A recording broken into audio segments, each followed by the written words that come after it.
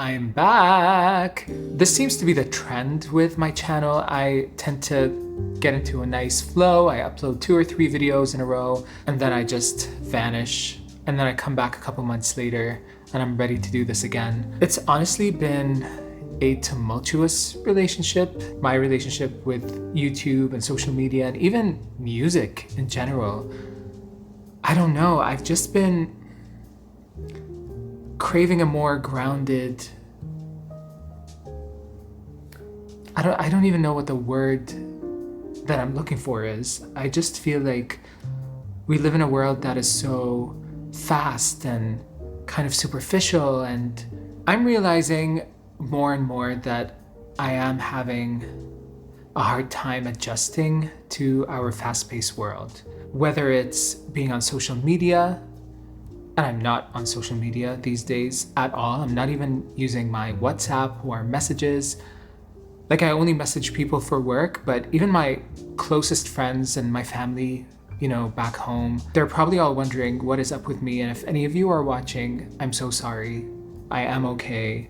It's just the mental health aspect of things needed to be taken care of. And it's not that I'm struggling or anything. It's just I felt like I needed a break because I was exhausted. Not so much depressed or anything like that. I'm actually perfectly fine. Things are wonderful. I'm just tired of, you know, the scroll and the keeping up with, you know, the million directions and ropes that I have to tackle all the time. I don't know if that makes sense, but that's honestly where my mind is at. And yeah, I apologize and I will get back to you. I promise. What is new with me? Other than the career that is just stagnant, and I think a huge part of that is down to me being the person that I am and being very reserved and kind of introverted. That has not been an asset when it comes to, you know, pursuing what I really want in life, which is being a musician. But I think I'll do another video on that another time. But on a personal level, I am honestly happy. I'm excited about Christmas and the holidays. I've been taking care of my health. I've been, you know, eating well, taking care of my mind, going on walks, meeting up with some friends. I've not been very social since my last video. Everybody seems to just be busy. I did go to Montreal though for my friend's 40th birthday. It was a huge group of us that went to celebrate him, and I got a lot of really nice footage of Montreal, so I think that's going to be my next video. One thing that I have been doing over the past week or so is I've been reading Melanie C's autobiography. And Melanie C, for those of you who don't know, is Sporty Spice from the Spice Girls.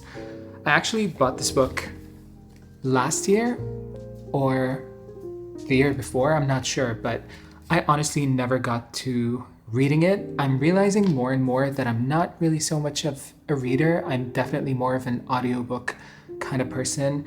And this book is available on Spotify. So if you are a Spotify user, you can just go on Spotify and listen to it because it's included in premium. But I've been listening to this over the past 7 to 10 days, and oh my goodness, the amount of nostalgia that I experienced in this past week is just insane. I felt like a child. All the memories of the Spice Girls growing up came back to me, and I think I'm almost done with this book. I'm at the point where she released her 4th album this time. But yeah, I used to love Melanie C. Now I'm so head over heels in love with Melanie. I think she is a wonderful person. I think a lot of her personality traits I completely relate with. Like, she was the quiet one in the Spice Girls. She was the one that didn't really want the attention on her. She was the one that was extremely hard on herself. There are so many vulnerable moments in this book that I just completely related with, and she was always my favorite Spice Girl ever since I was a kid. And when I met her in 2018 when we performed at the same festival, which is still mind-blowing to me. She was so wonderful, and yeah, I'm so happy that I get to have that memory to cherish for the rest of my life, and I hope at some point our paths do cross again. Reading this book, I just went down this rabbit hole of just memory after memory, and I went on YouTube and I watched all these interviews that she did and all these videos from the Spice Girls career, them performing at the Brits 1997, them performing at the VMAs, the Raw Spice documentary, Melanie C's solo interviews after, she went solo. Wrapping my head around all of that, I feel like I lived 20 years in the last 10 days, and it's all because of this book. I've just been really sucked into it. And if you are a Spice Girls fan, you absolutely need to listen to this book. It gives you all the insider information you need to know about the Spice Girls from Melanie C's perspective. And yeah, I just feel like she's a friend after listening to this book. Another thing that I remembered while reading the book is that I ordered a copy of Northern Star on vinyl before I moved to my new place, and that copy has been sitting in its original, packaging since I received it, and I never really opened it because I don't know, I think I got too busy with work, and then the whole thing with the move happened, and I just put it with the rest of my vinyls, never really looked at it. But since we are talking about Melanie C and I'm reading this book, I was like, you know what?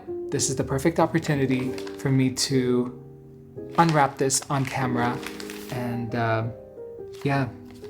take a look at the vinyl and the pictures and everything. I think this is signed as well. I think this is one of her own personal vinyls because she was donating all the proceeds to charity. Yeah, this is a pretty big deal. Yeah, it's signed. I can see the signature.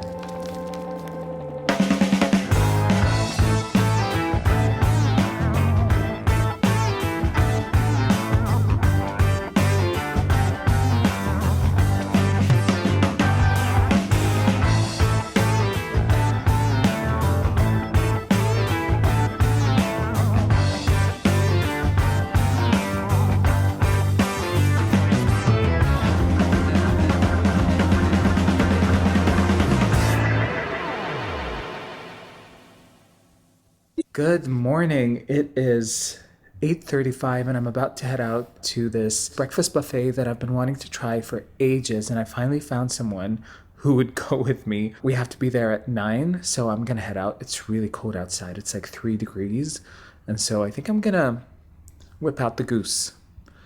So yeah, I hope this buffet is good. It's at my favorite French bakery, and so I have high expectations.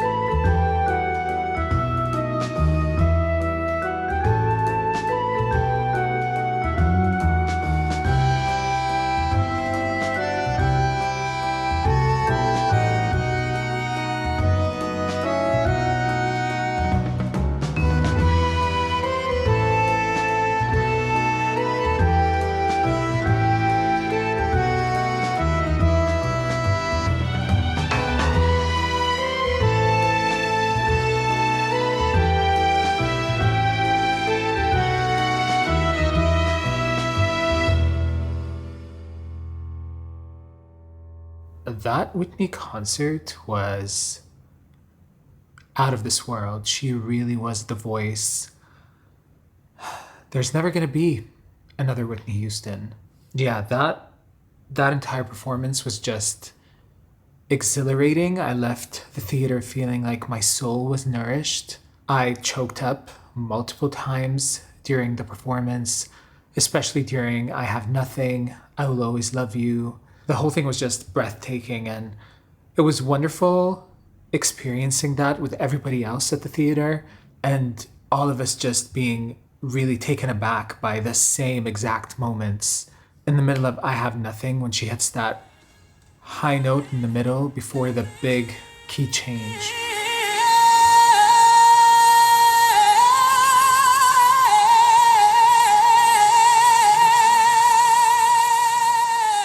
And at the end, after giving us an incredibly powerful performance, just landing on that really soft note where she says, if I don't have you, the soft note on the you.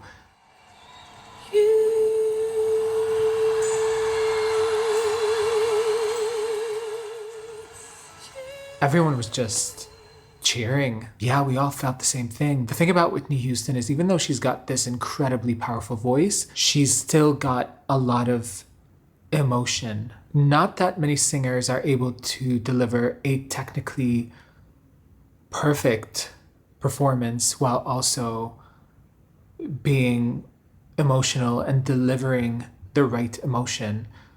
Because usually you're thinking about one or the other. And with her, she just, it's so hard to describe, but she really just, for me at least personally, she just really reaches into my soul and makes me feel things that I don't think any other singer is able to do.